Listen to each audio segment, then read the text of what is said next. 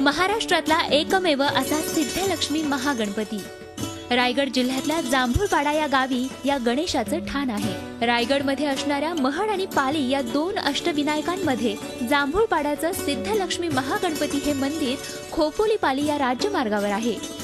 जांभूळपाड्यातील गणपती मंदिर हे अतिशय प्राचीन स्वरूपाचं आहे। विशेष म्हणजे या गणपतीच्या मांडीवर साक्षात सिद्धलक्ष्मी डाव्या बाजूला बसलेली आहे। त्यामुळे अशा प्रकारचा गणपती हा महाराष्ट्रातला एकमेवच।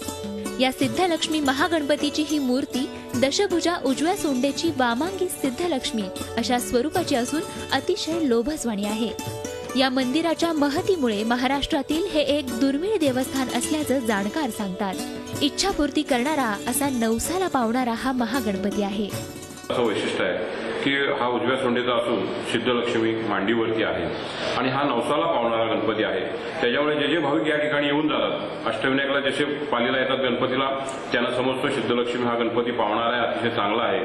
आणि अष्टविनायकला येणाऱ्या गाड्या, बऱ्याचशा गाड्या ह्या जांभूळपाड्यामध्ये येतात। 1989 मध्ये जांभूळपाडा या गावात महापूर आला होता। या महापुरात जुन्या मंदिरांपैकीच एक असलेल्या या गणेश मंदिराचीही पडझड झाली होती। मंदिराचे विश्वस्त नाना बोडस यांच्या पुढाकाराने या मंदिराने पुन्हा एकदा जीर्णोद्धार करून कात टाकली।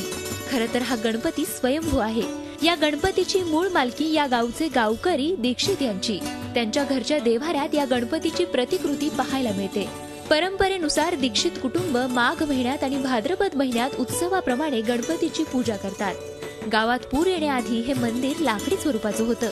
आजही या मंदिरात जुनी लाकडाची ठेवण पाहायला मिळते। मंदिराच्या गाभाऱ्यात सोवळं नेसल्याशिवाय पूजा करण्यास मनाई आहे।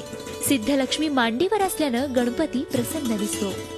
राजकीय, सामाजिक आणि आर्थिक क्षेत्रामध्ये माझी प्रगती अतिशय चांगल्या तऱ्हेने झालेली आहे। त्यामुळे हा सर्व भाविकांना नवसाला पावणारा गणपती आहे। प्रत्येक भाविक या ठिकाणी येतो आणि आपला वैयक्तिक अनुभव या ठिकाणी आपला प्रकट करत असतो। तेव्हा हा गणपती अष्टविनायकानंतर 9वा गणपती म्हणून संबंध या महाराष्ट्र राज्यातले सर्व भाविक इथे येऊन या गणरायाची सेवा करतात। इथे मंदिराच्या आवारात भगवान शंकराची पिंड असलेलं जुनं मंदिर आहे। तर इथल्या देवस्थान ट्रस्टने साईबाबाचंही मंदिर उभारलंय।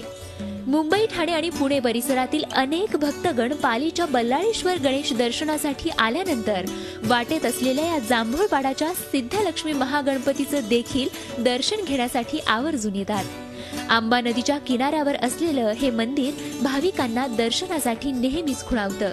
तर अशा या महाराष्ट्रातील दुर्मिळ आणि एकमेव सिद्धलक्ष्मी महागणपतीचं दर्शन घेण्यासाठी गणेश भक्तांनी यायलाच हवं। अमोल पाटीलसह bureau report, Zee media, Raigad. Zee 24 तास रहा एक पाऊल पुढे।